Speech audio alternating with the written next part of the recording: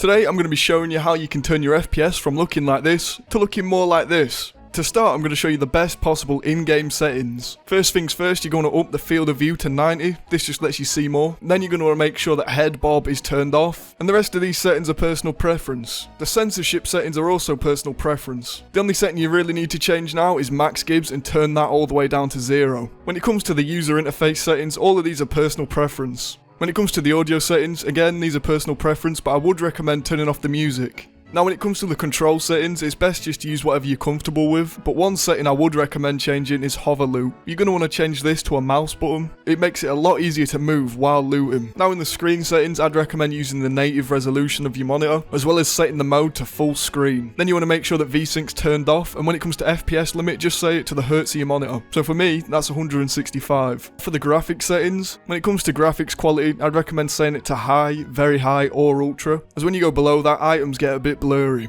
When it comes to render scale, you're going to want to put that to 1, as anything below this also makes the game blurry. When it comes to DLSS, you're going to want to turn that off. Now when it comes to shadow quality, I'd recommend setting this to 2 or higher, as on the lower settings, shadows seem to move, which can make it harder to spot enemies. For shadow cascades, turn it on to no cascades. I'd recommend setting water quality to 2 while leaving water reflections on 0. Make sure to keep shade level at 600 as well as draw distance at 2500. For shadow distance, set that to the lowest. And do the same with anisotropic filtering. I'd recommend turning global rendering off, but one setting I'd recommend turning on is grass displacement. With this turned on, dropped weapons become a lot easier to see. Feel free to turn grass shadows off, and with NVIDIA reflex mode, set this to on plus boost. Now for mesh quality settings, if you want the most FPS, just set all of these to 0, but I'd recommend turning particle qualities to 50 and object quality to 100. Now with image effects, you should set anti-aliasing to FXAA, and I'd recommend turning the rest of the settings off, except sharpen. Keeping sharpen on just makes the game look nicer.